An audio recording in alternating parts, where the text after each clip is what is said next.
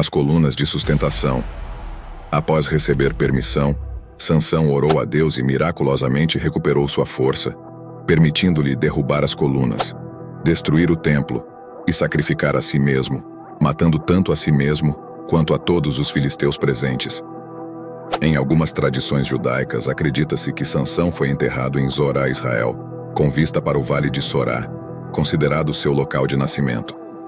A figura de Sansão tem sido objeto de análise e comentário ao longo do tempo por estudiosos judaicos, islâmicos e cristãos. Algumas correntes cristãs veem Sansão como um tipo de Messias para o povo, enquanto outros o consideram simplesmente um homem de Deus que cometeu erros em sua vida.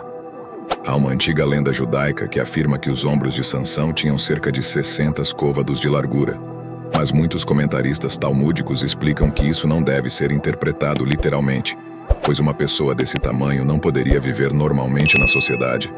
A narrativa exagerada sugere que Sansão tinha ombros incomumente largos, provavelmente sendo um homem de grande estatura em comparação com outros israelitas.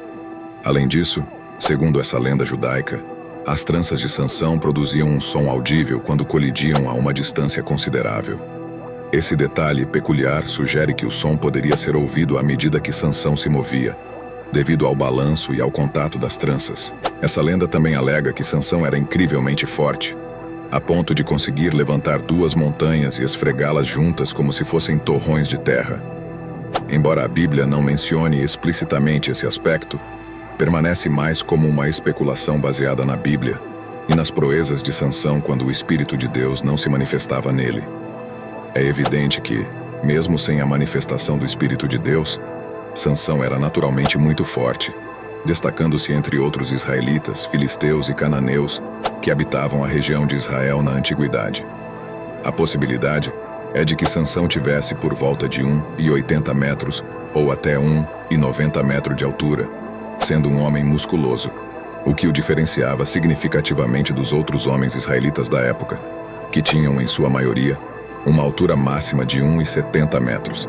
Os erros de Sansão, na maioria das vezes, estavam relacionados às mulheres com quem escolhia se envolver. Em vez de buscar relacionamentos com mulheres que compartilhassem sua fé em seu próprio Deus e que fossem de seu próprio povo, ele mostrava grande interesse e preferência por mulheres estrangeiras, especialmente aquelas de origem filistina. Curiosamente, sua primeira esposa era uma verdadeira filistina, e seu pai também era um homem filisteu. Apesar de sua apreciação pelas mulheres filistinas, Sansão se encontrou em muitos conflitos com os filisteus em geral. Parecia que ele tinha uma preferência por mulheres filistinas, mas ao mesmo tempo, seus relacionamentos com elas resultavam em muitos problemas com os filisteus. Vale notar que os filisteus eram inimigos naturais do povo de Israel. Sansão não nutria uma antipatia específica em relação dos filisteus em si, exceto quando se tratava de mulheres filistinas, o que levou a várias situações complicadas ao longo de sua história. Mesmo Dalila está associada a algumas teorias com base em interpretações judaicas que afirmam que Sansão era naturalmente um homem de força imensa, independentemente de o Espírito de Deus se manifestar em seu corpo. Essas teorias e visões frequentemente sugerem que Sansão era praticamente um gigante em tamanho, altura e força, embora a Bíblia não declare nada explicitamente sobre esse aspecto, permanecendo mais como uma especulação baseada na Bíblia e nas proezas de Sansão, quando o Espírito de Deus não se manifestava nele. É evidente que Sansão era de fato naturalmente muito forte, destacando-se entre outros israelitas, filisteus e cananeus que habitavam a região de Israel na antiguidade. Vale notar que os filisteus eram inimigos naturais do povo de Israel. Sansão não nutria uma antipatia específica em relação com os filisteus em si, como exemplificado no incidente envolvendo uma das colunas de sustentação. Após obter permissão divina, ele recorreu à oração, recuperando miraculosamente sua força. Isso permitiu que Sansão derrubasse as colunas, destruísse o templo e se sacrificasse, resultando na morte tanto dele quanto de todos os filisteus. Em tradições judaicas, Sansão é pensado ter sido sepultado em Zorá, Israel, com vista para o vale de Soraque, considerado seu local de nascimento. A figura de Sansão é objeto de análises e comentários ao longo do tempo por estudiosos judaicos, islâmicos e cristãos. Algumas interpretações cristãs o veem como uma figura messiânica, enquanto outros o consideram simplesmente um homem de Deus que cometeu erros. Uma lenda judaica menciona que os ombros de Sansão eram extraordinariamente largos, embora seja explicado que isso não deve ser interpretado literalmente. Na mesma lenda, destaca-se que as tranças de Sansão produziam um som audível quando colidiam, sugerindo que seu movimento poderia ser detectado pelo som característico das tranças. Apesar de sua afinidade por mulheres filistinas, os relacionamentos de Sansão com elas frequentemente resultaram em complicações.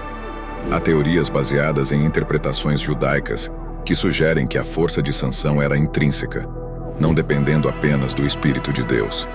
Essas visões frequentemente o retratam como um gigante em tamanho, altura e força, embora a Bíblia não ofereça uma confirmação explícita desse aspecto.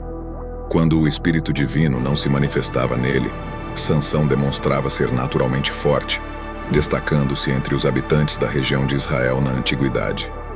A especulação inclui a possibilidade de Sansão ter uma estatura, sendo um homem musculoso, notavelmente diferente da estatura média dos homens israelitas contemporâneos.